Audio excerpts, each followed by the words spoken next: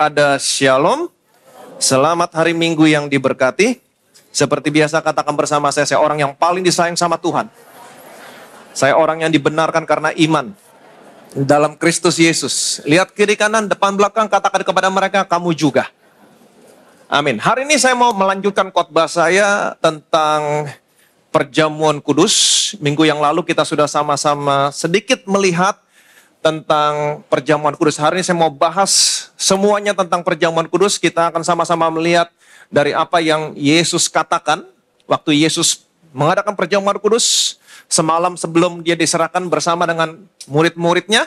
Dan kita akan melihat apa yang Paulus ajarkan tentang perjamuan kudus. Karena Paulus berkata, apa yang kuteruskan kepadamu, apa yang kuajarkan kepadamu, apa yang Paulus ajarkan kepada gereja tentang perjamuan kudus, telah kuterima langsung dari Tuhan. Jadi pewahyuan tentang perjamuan kudus yang Paulus ajarkan kepada gereja, itu Paulus terima langsung dari Tuhan.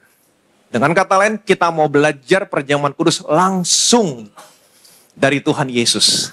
Sudah siap diberkati? Amin. Pada zaman reformasi Martin Luther memiliki seorang sahabat yang bernama Ulrich Zwingli. Mereka berdua begitu dekat sampai pada akhirnya mereka harus berpisah karena satu dan lain hal, karena mereka berseteru tentang perjamuan kudus. Jadi pada zaman itu Katolik Roma mereka percaya bahwa roti dan anggur yang terdapat dalam sakramen Ekaristi bukan simbol, bukan lambang, tetapi roti yang dipergunakan betul-betul diubahkan menjadi tubuh Kristus. Anggur yang mereka pergunakan betul-betul diubahkan menjadi darah Kristus, di mana perubahannya terjadi secara misteri, di luar pemikiran manusia. Tetapi Kristen Protestan percaya bahwa roti dan anggur yang mereka pergunakan dalam sakramen perjamuan kudus itu hanya simbol, hanya lambang. Roti adalah simbol atau lambang dari tubuh Kristus, anggur adalah simbol atau lambang dari darah Kristus. Kemudian Martin Luther berdiskusi, bertukar pikiran dengan Ulrich Zwingli.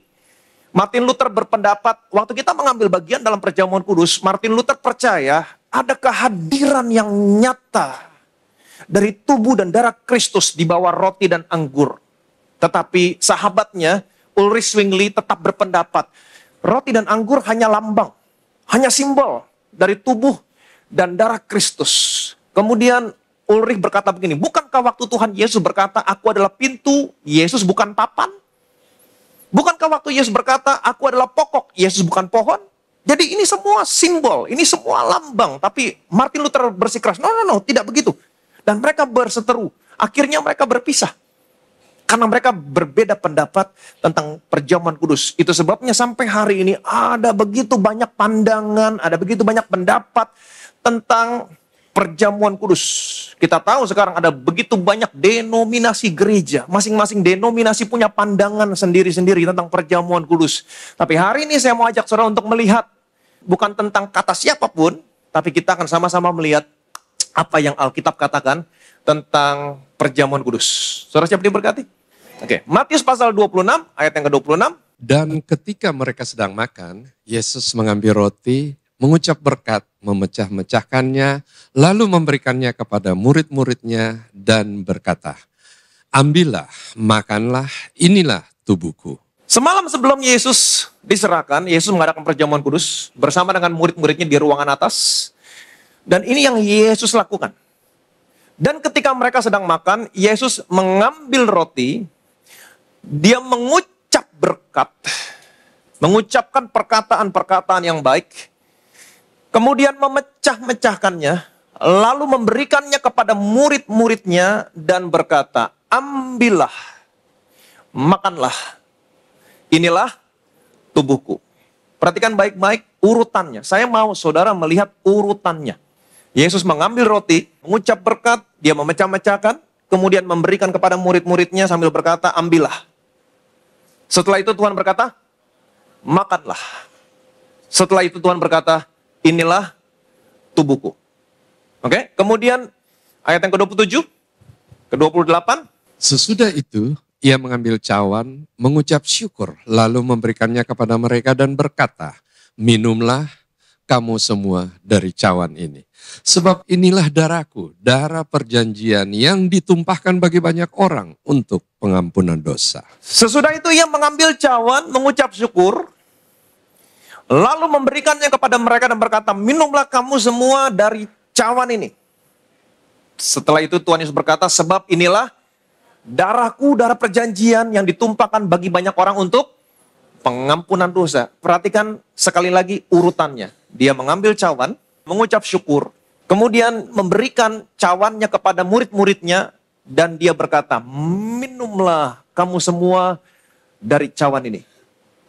Setelah itu Tuhan berkata, inilah darahku. Perhatikan baik-baik urutannya. Kalau kita lihat Injil Markus lebih jelas lagi. Markus 14, ayat 23-25. Sesudah itu ia mengambil cawan, mengucap syukur, lalu memberikannya kepada mereka, dan mereka semuanya minum dari cawan itu. Dan ia berkata kepada mereka, inilah darahku, darah perjanjian yang ditumpahkan bagi banyak orang.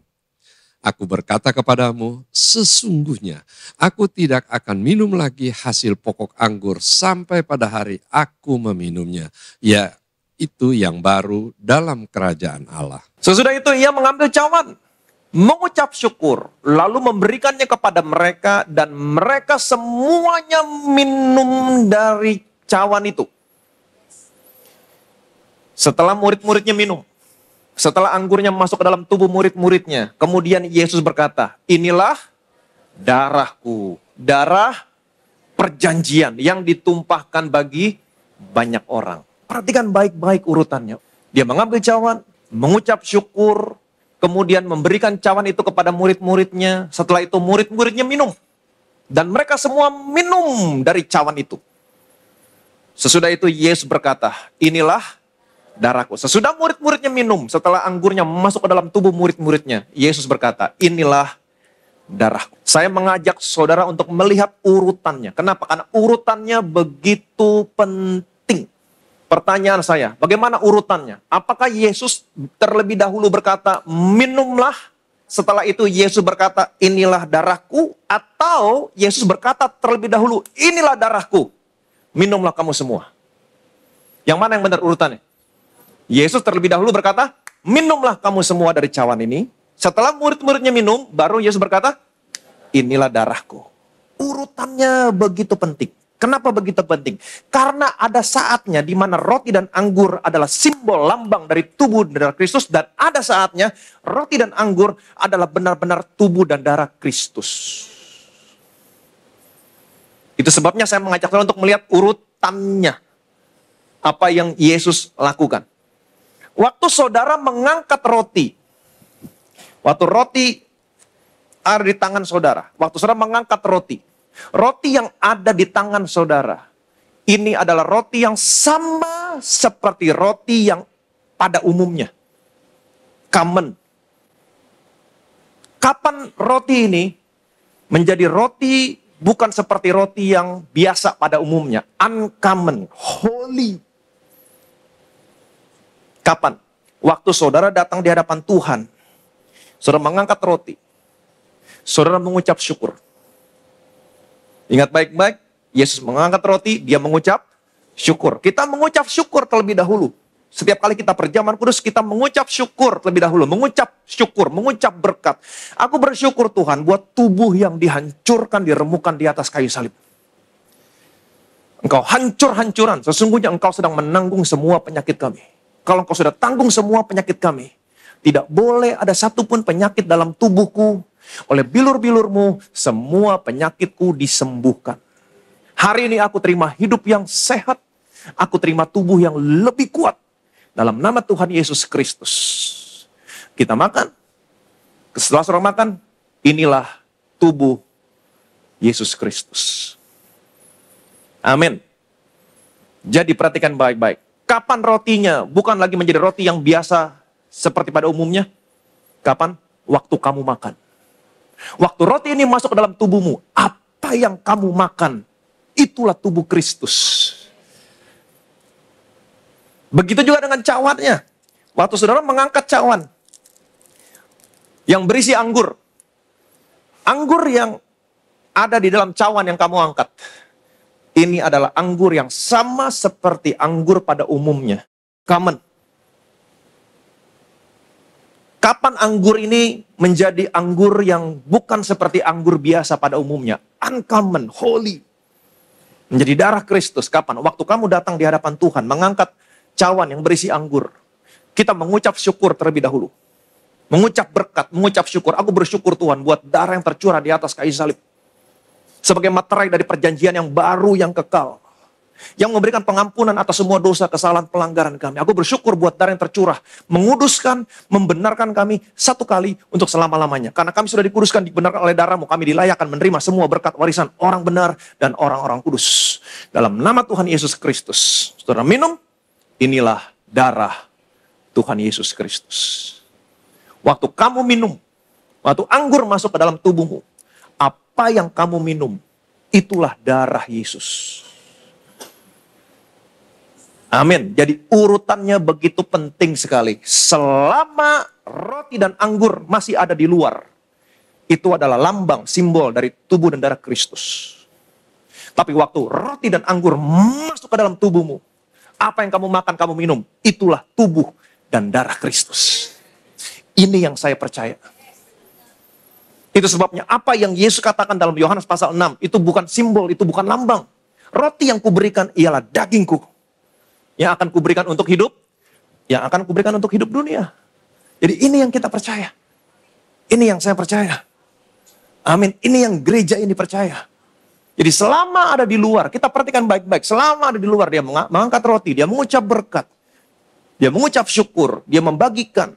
Kemudian semuanya minum. Setelah semuanya minum, Yesus berkata, inilah darahku. Selama masih di luar, simbol, lambang. Setelah semuanya masuk ke dalam tubuhmu, itulah benar-benar tubuh Kristus. Itulah benar-benar darah Yesus. Yang percaya boleh bilang amin. Amin. Kalau saudara perhatikan baik-baik di dalam Injil, perjamuan kudus dicatat dalam ketiga Injil. Ada Injil Matius, Markus, Lukas. Kenapa Matius bisa menulis tentang perjamuan kudus? Karena Matius adalah saksi mata. Matius ada di ruangan atas, ikut perjamuan kudus bersama dengan Tuhan Yesus, bersama dengan murid-murid lainnya.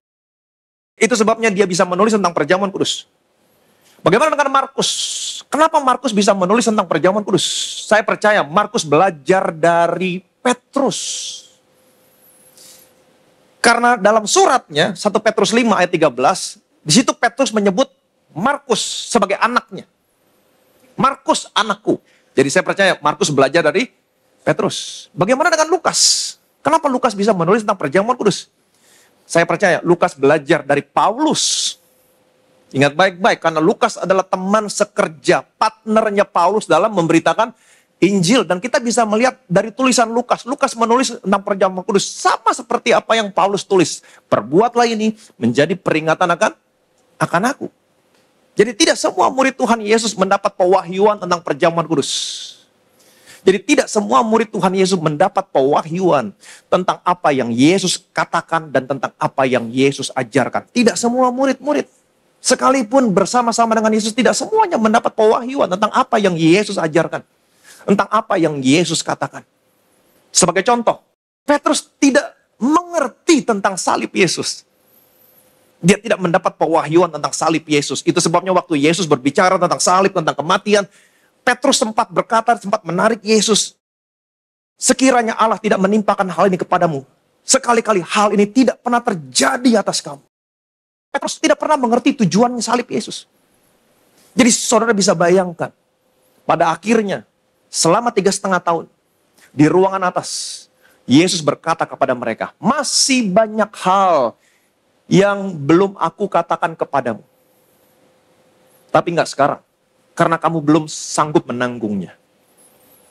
Artinya apa? Selama ini yang Yesus ajarkan kepada mereka, selama ini yang Yesus sampaikan kepada mereka sesuai dengan kapasitas mereka saat itu.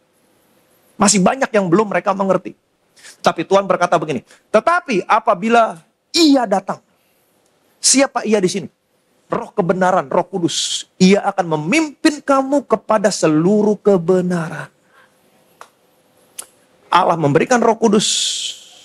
Kemudian Allah membangkitkan Paulus. Betul? Roh Kudus mengilhami Paulus menulis. Itu sebabnya dia bisa menulis 3/4 bagian dalam perjanjian baru. Ini yang Yesus maksudkan, masih banyak hal yang belum aku katakan kepadamu. Dan semuanya ini dikatakan melalui Paulus. 3/4 bagian perjanjian baru ditulis oleh Paulus. Roh Kudus yang mengilhami Paulus. Paulus menulis tentang kematian Yesus. Paulus menulis tentang kebangkitan Yesus, kenaikan Yesus ke surga, dan lain sebagainya. Dan Paulus menulis tentang perjamuan kudus. Pewahyuan tentang perjamuan kudus diberikan kepada Paulus. 1 Korintus 11 ayat 23-24. Sebab apa yang telah kuteruskan kepadamu, telah aku terima dari Tuhan, yaitu bahwa Tuhan Yesus pada malam waktu Ia diserahkan, mengambil roti, dan sesudah itu Ia mengucap syukur atasnya, Ia memecah-mecahkannya dan berkata, inilah tubuhku yang diserahkan bagi kamu, perbuatlah ini menjadi peringatan akan aku.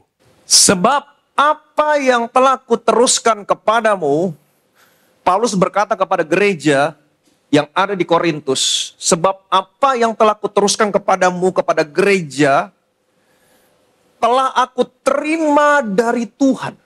Tentang apa? Tentang perjamuan kudus. Betul? Jadi Paulus mendapat pewahyuan tentang perjamuan kudus, bukan dari siapapun. Langsung dari Tuhan. Sesungguhnya Paulus bisa belajar, bisa bertanya kepada salah satu murid dari Tuhan Yesus yang ikut perjamuan kudus semalam sebelum Yesus diserahkan. Paulus bisa bertanya kepada Petrus, dia bisa bertanya kepada Yohanes, dia bisa bertanya kepada siapapun dari ke-11 murid Tuhan Yesus, dia bisa bertanya. Tapi kita tahu di sini, apa yang kuajarkan kepadamu, apa yang kuteruskan kepadamu, apa yang Paulus ajarkan kepada gereja tentang perjamuan kudus, itu langsung dari siapa? Dari Tuhan. Saya percaya, kalau pewahyuan tentang perjamuan kudus disampaikan langsung kepada Paulus untuk disampaikan kepada gereja, buat Tuhan betapa pentingnya perjamuan kudus. Sekali lagi saya ulangi, betapa pentingnya perjamuan kudus. Ada berkat yang luar biasa di balik perjamuan kudus. Tuhan mau gerejanya betul-betul menerima berkat di balik perjamuan kudus. Amin. Tuhan menjaga berkat ini. Sehingga dia khusus sampaikan kepada Paulus untuk diteruskan kepada gereja. Salah satunya adalah kesembuhan. Saudara masih ingat waktu Tuhan Yesus ada daerah Tirus dan Sidon. Ada seorang perempuan Kanaan. Perempuan dari bangsa kafir datang sama Yesus mengharapkan kesembuhan untuk anaknya yang kerasukan setan. Tuhan, anak Daud, kasihanilah aku. Anakku sangat menderita. Anakku perempuan sangat menderita. Ia kerasukan setan. Apa jawab Tuhan? Aku hanya diutus kepada domba-domba yang hilang dari umat Israel. Tuhan, kasihanilah aku. Tidak baik mengambil roti yang disediakan bagi anak-anak dan melempar kepada anjing. Memang pada mulanya, keselamatan, kesembuhan hanya untuk bangsa Israel. Belum saatnya untuk bangsa-bangsa lain. Itu sebabnya Tuhan berkata, tidak baik mengambil roti yang disediakan bagi anak-anak bangsa Israel dan melempar kepada anjing bangsa-bangsa lain. Saudara bisa bayangin, bangsa-bangsa lain diistilahkan oleh Tuhan Yesus sebagai anjing. Tapi perempuan ini berkata, benar Tuhan. Tapi anjing juga makan remah-remah, roti, remah-remah, serpihan yang jatuh dari meja tuannya. Saudara tahu apa jawab Yesus? Hai ibu besar imanmu, terjadilah kepadamu seperti apa yang kamu percaya. Seketika itu juga anaknya sembuh. Perhatikan baik-baik, hanya remah-remah. Hanya remah-remah bisa mengusir setan keluar dari tubuh anaknya. Hanya remah-remah. Sekalipun remah-remah bisa menyembuhkan kankermu. Sekalipun remah-remah bisa menyembuhkan jantungmu. Dan hari ini saya punya kabar baik. Kamu bukan anjing. Hari ini kamu bukan anjing. Kamu anaknya. Bagianmu bukan remah-remah lagi. Bagianmu adalah roti utuh yang ada di atas meja. Kesembuhan yang utuh. Itu sebabnya betapa pentingnya perjamuan kudus sampai Tuhan menjaga ini. Dia bukakan pewahyuannya kepada seseorang yang bernama Paulus untuk diteruskan kepada gereja. Ada berkat yang luar biasa. Apa itu? Kesembuhan. Tuhan menjaga ini karena Tuhan mau gerejanya menerima kesembuhan. Dari roti.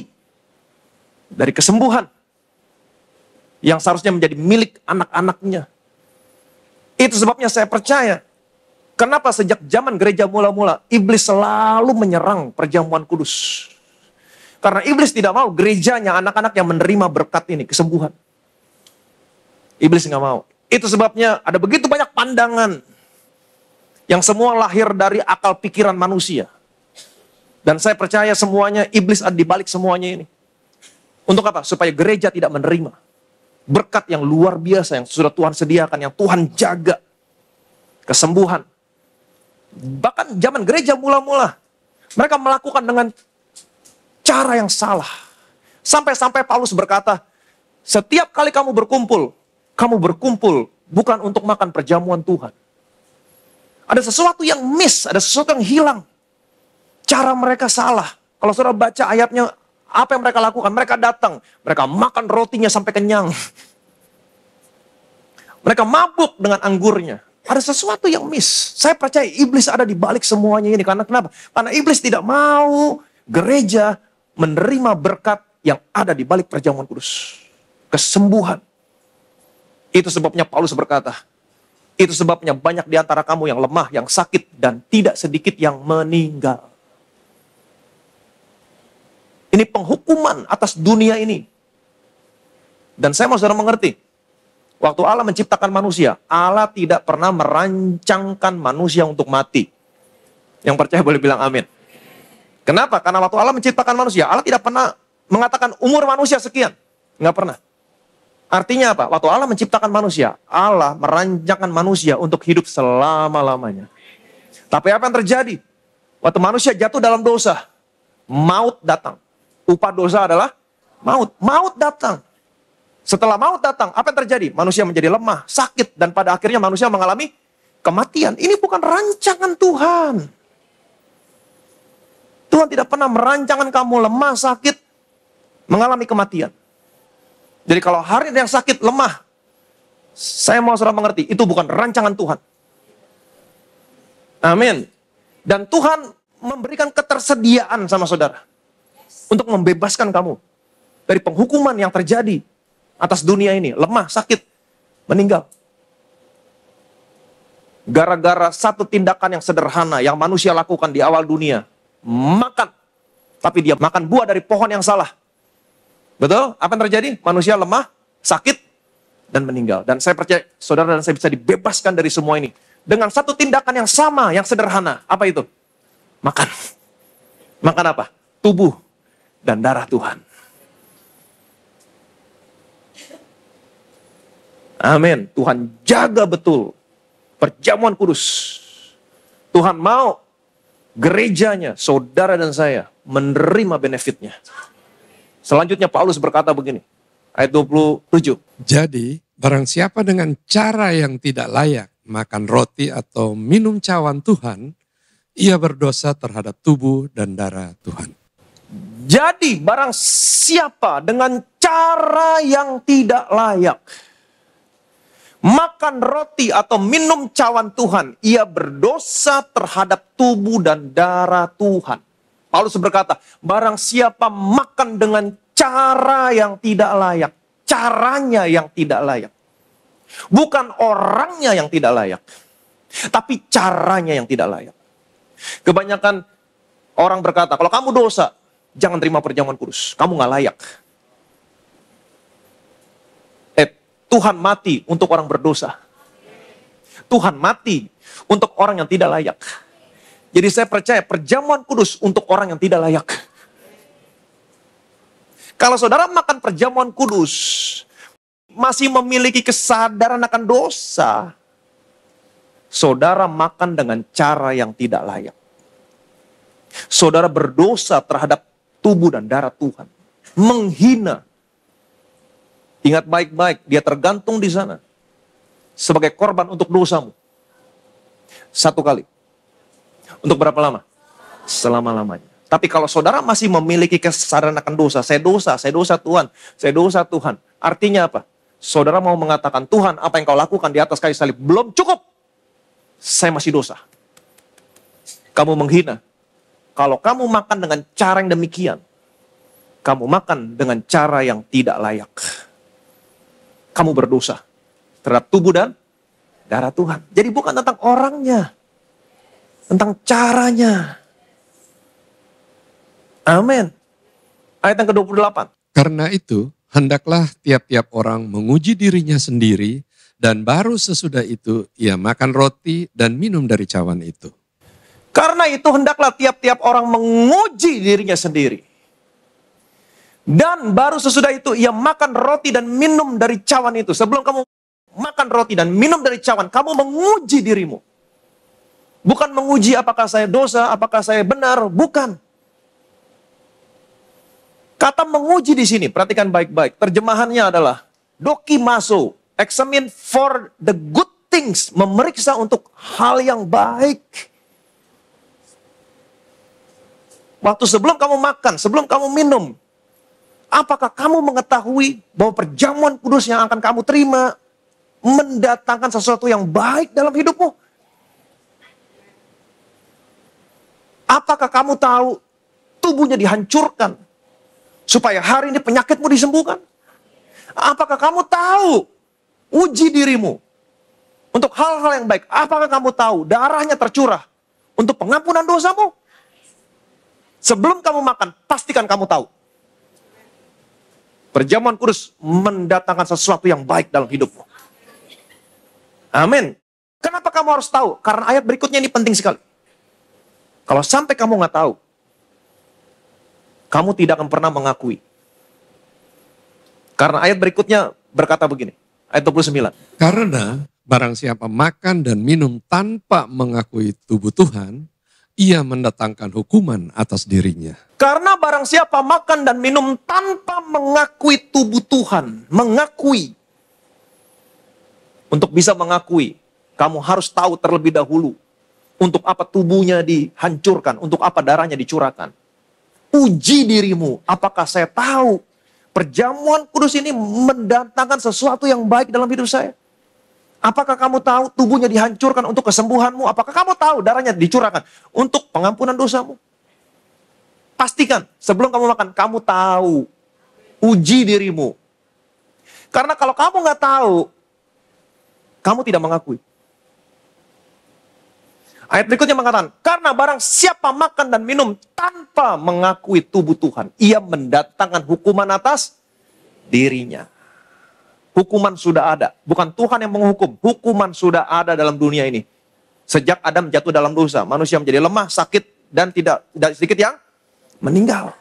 Tapi Tuhan ingin membebaskanmu dari hukuman ini.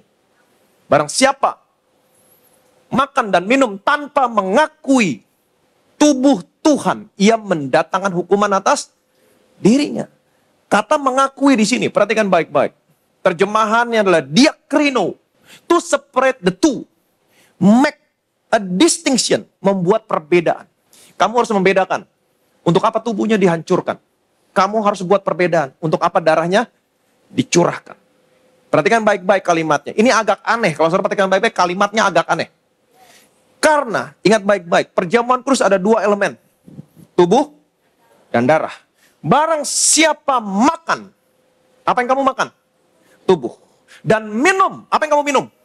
Darah. Tanpa mengakui tubuh Tuhan. Seharusnya barang siapa makan tubuh Tuhan, minum darah Tuhan, tanpa mengakui tubuh Tuhan dan darah Tuhan. Tapi hanya disebutkan tanpa mengakui tubuh Tuhan. Kenapa? Karena banyak orang Kristen yang hanya mengakui, aku tahu dia tergantung di atas kayu salib.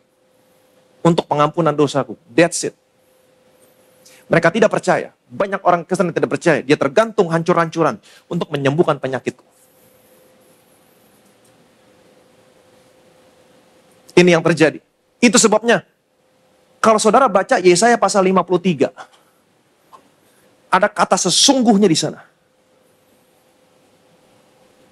Kalau saudara baca ayat sebelumnya, dia tertikam karena pemberontakan kita. Dia diremukkan karena kejahatan kita. Dia tertikam karena pemberontakan kita. Dia diremukkan karena kejahatan kita. Semua orang Kristen tahu dia tergantung di sana hancur karena menanggung semua dosa-dosa kita. Tapi bagaimana dengan penyakit? Kalimat berikutnya mengatakan, sesungguhnya. Ada kata sesungguhnya.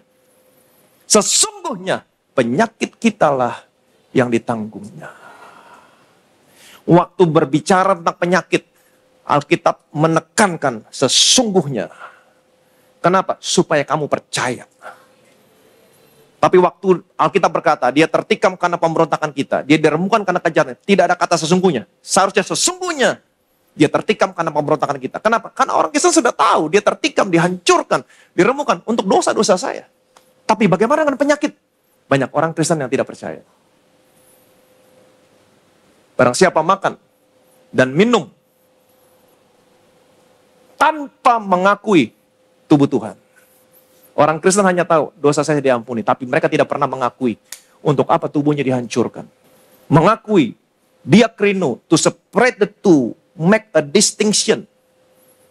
Puji Tuhan, di gereja ini kita memisahkan antara tubuh dan darah. Dan kita mengakui, bukan hanya darah, tapi kita mengakui tubuh Tuhan. Dua-duanya kita akui. Apa yang terjadi ketika gereja tidak mengakui tubuh Tuhan? Mendatangkan hukuman atas dirinya. Bukan Tuhan yang menghukum. Ini penghukuman sudah ada dalam dunia ini. Justru Tuhan memberikan ketersediaan, provision, supaya kamu bisa dibebaskan dari hukuman dunia ini. Apa yang terjadi ketika seseorang tidak mengakui tubuh Tuhan? Ayat yang ke-30. Sebab itu, banyak di antara kamu yang lemah dan sakit, dan tidak sedikit yang meninggal. Karena saudara tidak mengakui tubuh Tuhan, padahal dia tergantung di sana. Sesungguhnya dia sedang menanggung penyakit kita. Karena kamu tidak mengakui, kamu tidak terima benefitnya. Itu sebabnya banyak di antara kamu yang lemah, yang sakit, dan tidak sedikit yang meninggal. Tapi puji Tuhan, dalam gereja ini kita diakrino. To separate the two. Kita memisahkan. Dan kita mengakui untuk apa tubuhnya dihancurkan. Untuk apa darahnya dicurahkan. Kita mengakui untuk apa tubuhnya dihancurkan. Untuk apa? Untuk kesembuhanmu. Untuk kesehatanmu. Kalau mereka tidak mengakui, mereka tidak menerima benefit. Itu sebabnya mendatangkan hukuman atas dirinya. Apa yang terjadi? Banyak di antara mereka yang lemah, yang sakit, dan tidak sedikit yang meninggal. Ini Paulus katakan kepada jemaat di Korintus. Saudara bisa bayangin, orang Kristen banyak yang lemah, sakit, dan tidak sedikit yang meninggal. Sebelum waktunya. Meninggal di sini artinya meninggal sebelum waktunya. Kenapa? Karena mereka tidak mengakui tubuh Tuhan. Untuk apa tubuhnya dihancurkan. Tapi puji Tuhan, di tempat ini kita mengakui. Kalau kita mengakui, apa yang terjadi? Saya tinggal balik kalimatnya. Sebab kita yang makan, minum, mengakui tubuh dan darah Tuhan. Sebab itu saya percaya semua, bukan banyak, semua. Karena semua mengakui. Semua yang mengakui. Sebab itu semua sehat, kuat, dan tidak sedikit yang divonis dokter mati menerima hidupnya kembali. Yang percaya boleh bilang amin. Amin. Ada berkat yang luar biasa di balik perjamuan kudus. Hari ini saya rindu saudara memandang berbeda tentang tubuh dan darah Tuhan.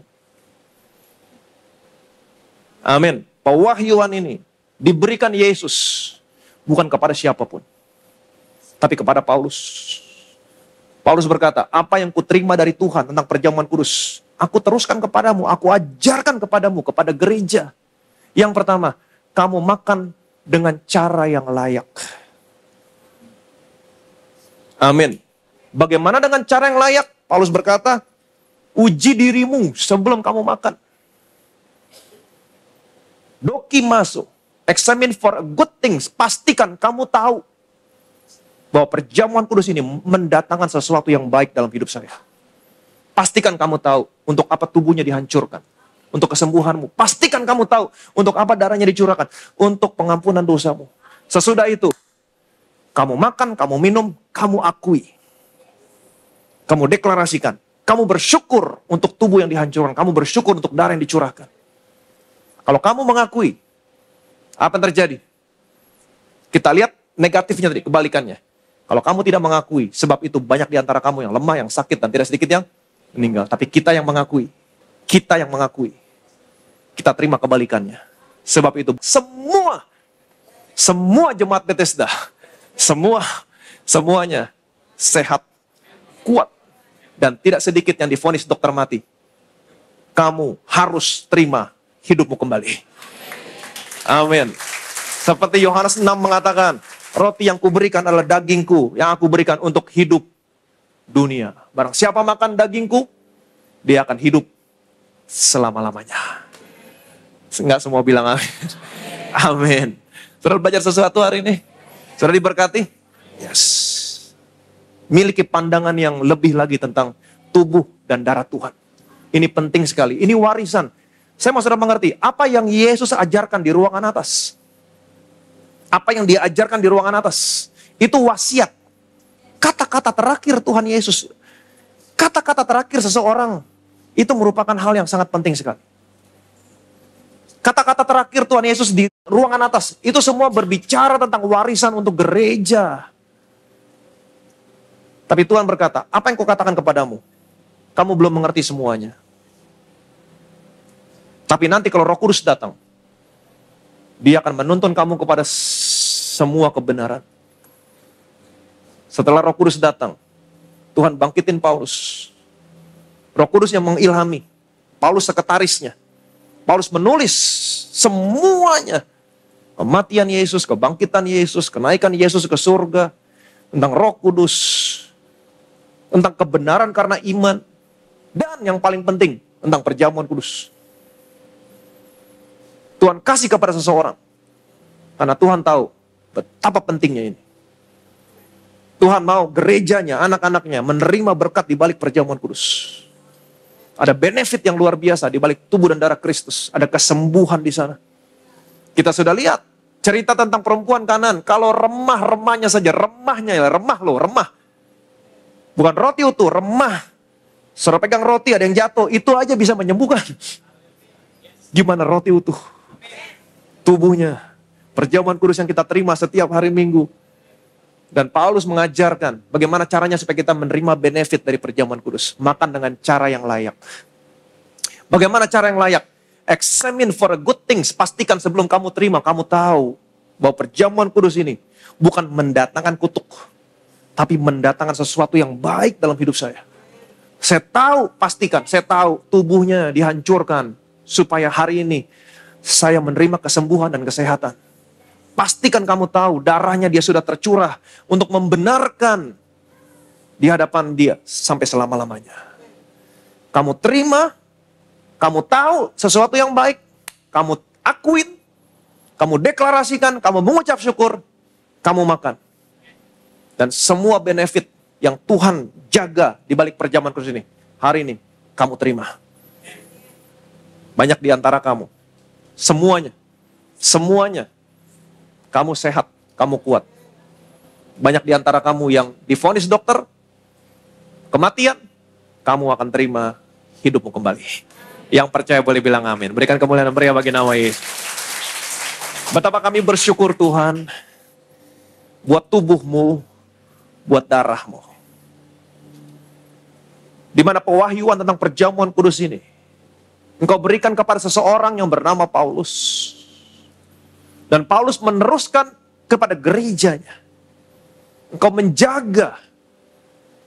Karena perjamuan kudus begitu penting. Dan engkau mau supaya semua benefit berkat di balik tubuhmu yang dihancurkan, darahmu yang tercurah, diterima oleh gereja. diterima oleh anak-anakmu hari ini. Dan Paulus mengajarkan bagaimana cara makan yang layak. Mengakui tubuhmu, mengakui darahmu.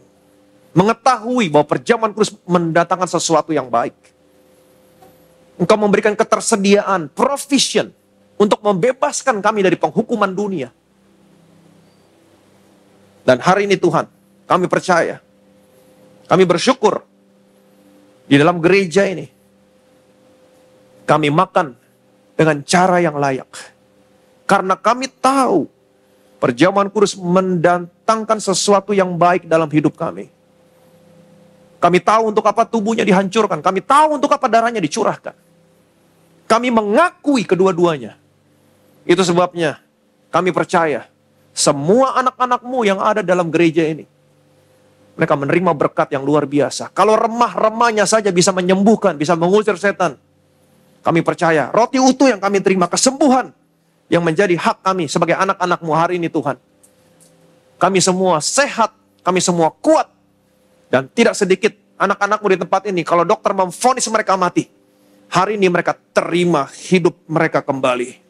Biarlah firman-Mu digenapi, Yohanes pasal 6 Tuhan. Roti yang kuberikan ialah dagingku. Ia akan memberikan hidup, soe life, kepada dunia ini. Segala kemuliaan, segala hormat, segala pujian, hanya bagi nama Tuhan kita, Yesus Kristus. Semua yang percaya diberkati. Sama-sama kita katakan. Amin, amin.